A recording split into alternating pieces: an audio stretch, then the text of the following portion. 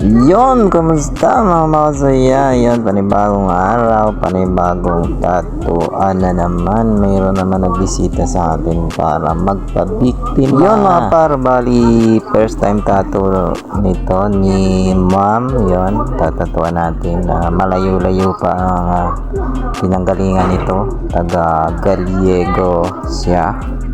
Yon, pumunta dito kasama ng kanyang mga friend para magpatato.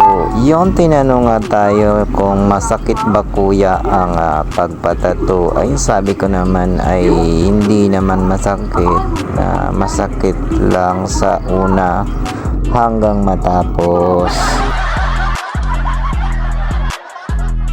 Bali nga pag maliit lang naman ang papatato ay hindi naman talaga masyadong masakit pa. Maliit nga lang naman ang pinatato nito ni ma'am para meron lang siya sigurong tattoo yun para meron lang makita. Ano ba yan? Nagbibibito ka na naman makasaya Yon, ginamitan ko lang nga yan ng 3RL kasi masyadong maliit yung mga detalye. Tapos ang ginamit natin dyan na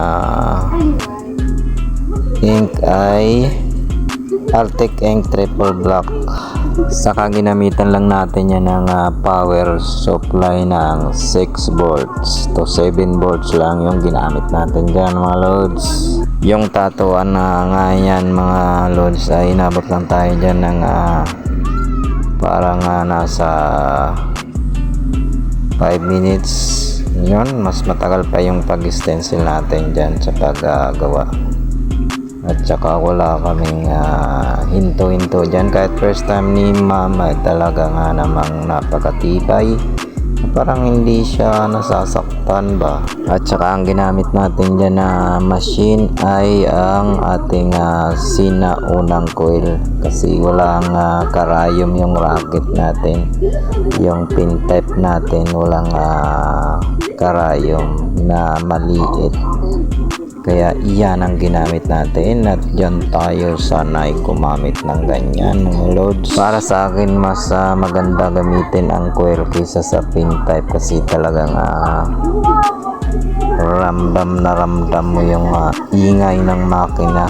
Feel na feel mo na nagpapatato ka mga idol. Kasi yung ating pin type ay hindi siya maingay. Itong ating coil ay talaga nga namang rinig sa kabilang bundok yung ingay nito. Yun, nakakatuwa nga pag ganito ang ating tinatatuan na talagang napakatibay nga naman at parang hindi nasasaktan siya. Kaya ang bilis natin tumuto pag ganito. At yun mga primo, natapos na rin natin yung tattoo. Yun, first time tattoo done. At yun, paki-like and follow naman mga boss. Salamat.